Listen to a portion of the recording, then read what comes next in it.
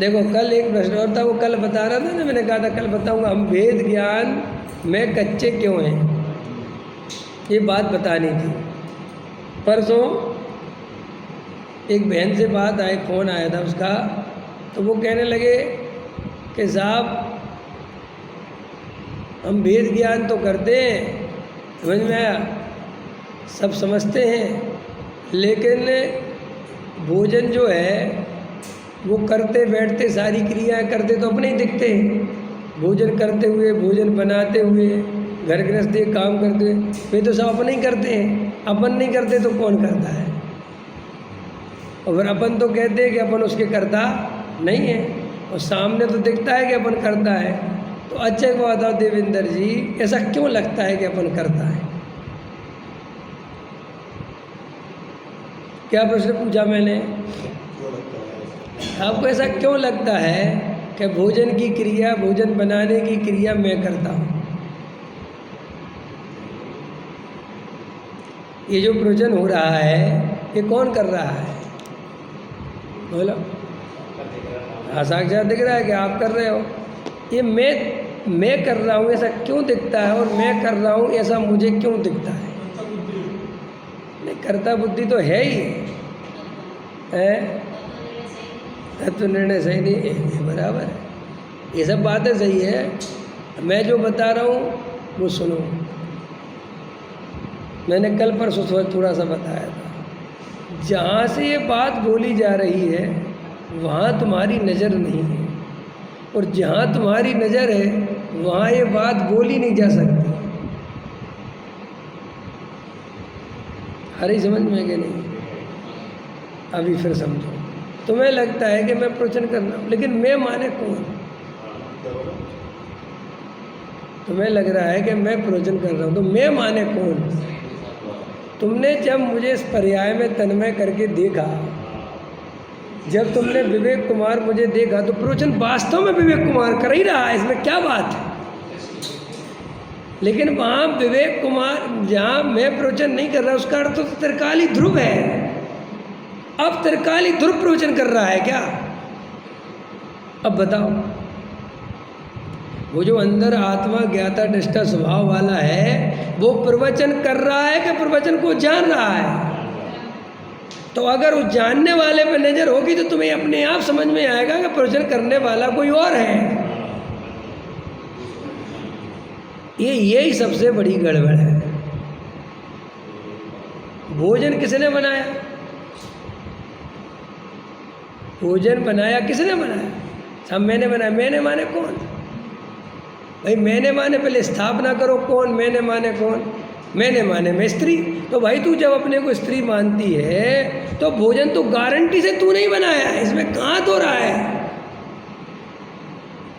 तो फिर शास्त्र में तो लिखा है कि आत्मा भोजन नहीं बना सकता, तो बस आत्मा नहीं बना सकता, स्त्री बना सकती है। अब तू ये नक्की कर कि अपने को स्त्री मानती है कि आत्मा मानती है? कि मैं तो अपने को आत्मा मानती हूँ। नहीं मानती।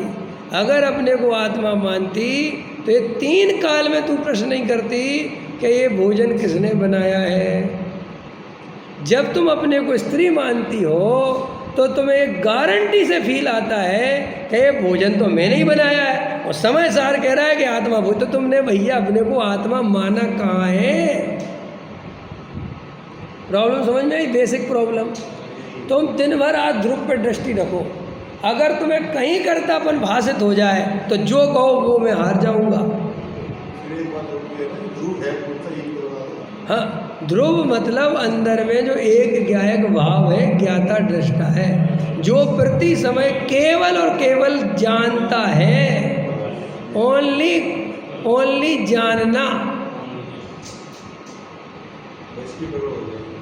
मैं क्या, और उसकी पकड़ क्या है? वो तो सदा काल प्रकट है, क्योंकि उसी के ज्ञान में तो सब जाना जा रहा है।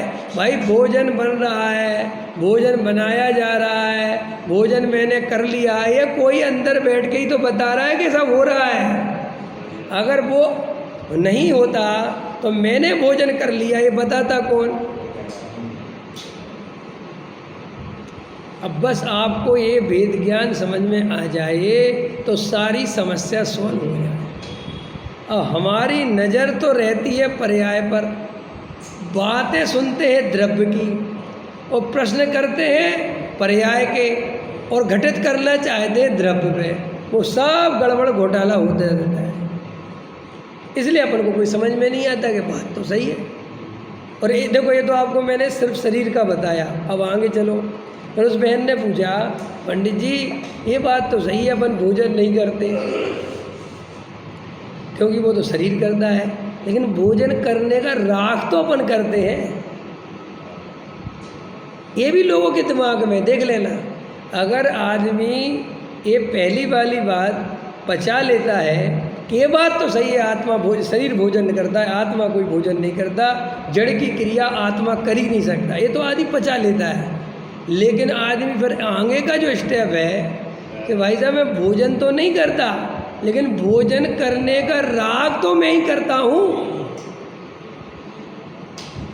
और ये बात तो जगत में 100% लोग मानते हैं और तुम भी मानते हो, ये बात तो है।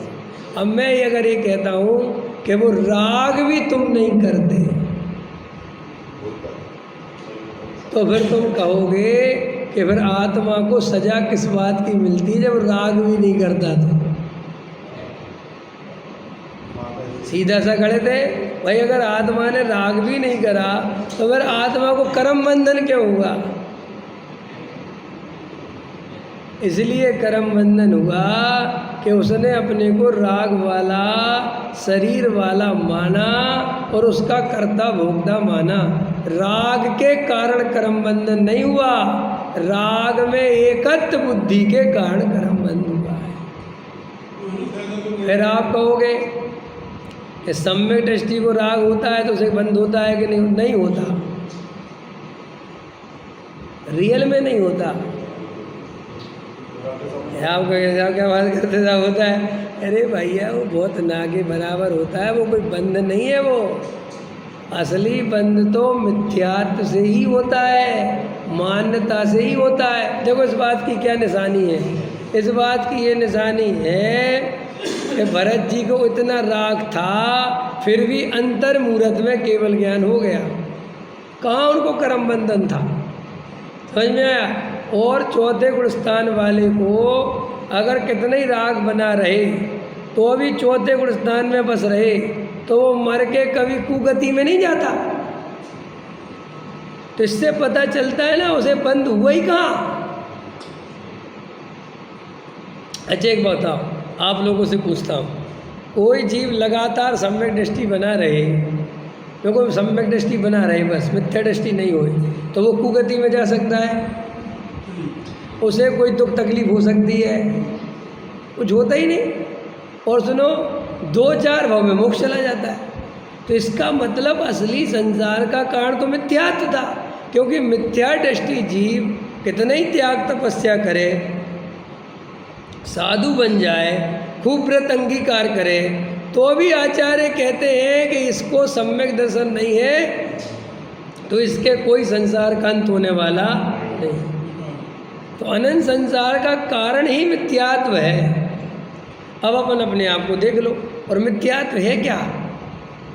नौकर्म, द्रव्य कर्म और भाव कर्म, ये मैं हूँ, ये मेरे हैं, मैं इनका कर्ता भोगता हूँ, ये मान्यता, ये श्रद्धा, ये प्रतीति, इसका नाम मिथ्यात्व है। अब अंदर में जो राग आदि है तो शरीर का बता दिया। जब तक अपनी नज़र ध्रुव ज्ञायक पर नहीं जाएगी, अपन को कोई भी किसी भी कीमत पर अकर्ता की दृष्टि, ज्ञाता की दृष्टि, राग से दृष्टि नहीं हटेगी। देखो क्रमबद्ध पर्याय पूज्य गुरुदेव श्री ऐसा समझाते थे, जो होना है वो निश्चित है, एक एक समय की पर्याय अपने स्वकाल में होती है, सर्वज्ञ देव के ज्ञान में झलकी है, उसमें कोई हेर फेर नहीं करा जा सकता। तो गुरुदेव साथ में ये बात जरूर बोलते थे कि ये बात उसे समझ में आएगी जिसकी श्रद्धा, जिसकी दृष्टि ज्ञायक पर होगी। क्यों सब ऐसा क्यों? हम किताबों से समझ लें, आपके मुख से सुन ली, मान लें कि तुम कितने ही कोशिश करो, अगर तुम्हारी नज़र पर्याय पर रहेगी तो तुम पर्यायों को सब निश्चित हैं, ऐसा नहीं मान सकते। क्रमबद्ध पर्याय तुम नहीं मान सकते। तुम्हारी नज़र अगर गायक पे नहीं रहेगी तो बाई रोटी नहीं बनाती, रोटी अपनी योग्यता से बनती है। ये बात तुम किसी कीमत पर छह उपसम ज्ञान में ले लोगे, समझ लोगे, समझा दोगे, इसमें कोई बड़ी बात नहीं है। लेकिन श्रद्धा के लेवल पर ये बात स्वीकार नहीं होगी। इसलिए तुम देखना, जो भी मिथ्या दृष्टि त्यागी वृत्ति होते हैं उनकी नज़र होती है पर्याय पर। इसलिए उनके सामने जब ये कहो कि क्रिया तो अपनी योग्यता से होती है, इसका कर्ता धर्ता कोई नहीं है, तो पता वो क्या कहते हैं? निश्चय नय से ये बात परम सत्य है, लेकिन व्यवहार नय से तो इसमें सावधानी रखना चाहिए। तो कहते कि नहीं कहते? देख लो तुम जाके, जितने भी तुम देख लेना जो मिथ्या दृष्टि होंगे, वे किसी भी कीमत पर पूरी तरह ये बात नहीं कह के स्वीकार करेंगे कि क्रिया अपनी योग्यता से होती है, उसमें कोई विवेक नहीं कुछ काम करता। अच्छा, विवेक पूर्वक क्रिया करनी चाहिए कि अपने आप क्रिया होने देना चाहिए? क्या करना चाहिए? या बिना विवेक के करना चाहिए? ऐसा क्या अपने मन में क्या आता है? ये शब्द ये सुनने में ज़्यादा अच्छा नहीं लगता कि विवेक पूर्वक करना चाहिए? लगता नहीं, शब्द ज़्यादा अच्छा लगता ना, विवेक पूर्वक कितना अच्छा लगता है। विवेक पूर्वक क्रिया करना चाहिए। लेकिन ये अंदर में भाव वासन होता है कभी कि कौन सा विवेक और कौन सी क्रिया और किसकी क्रिया। तुम शुद्ध भोजन करते हो, पानी छान कर पीते हो, मर्यादित भोजन करते हो, तुम्हें लगता है कि जैसे सब अपनी योग्यता से ऐसे ही होना था इसलिए हो रहा है। सब किसी बातें करते हो, ऐसा तो नहीं लगता। ऐसा इसलिए नहीं लगता कि तुम्हारे अंदर में प्राप्त पर्याय में तन्मयपना है, और वो क्रिया होती हुई तुम्हें दिखती है कि मैं बराबर कर रहा हूँ। मैं माने असमान जाति पर्याय। अगर वो अपने को ध्रुव पे दृष्टि रखे तो उसको अपने आप लगे कि मैं तो गायक हूँ, क्रिया होने हो रही है, ये बात तो तब जमे। लेकिन उसकी नज़र ही पर्याय पर है, तो वो कितने ही कोशिश करे कि पूजा मैंने नहीं करी, अपने आप हुई है, लेकिन अंदर में जब दृष्टि पर्याय पर है तो भैया मैंने ही करी है। तो फिर अपन ने क्या किया अरविंद जी? इस समस्या का समाधान क्या निकाला? भाई समस्या तो हो गई।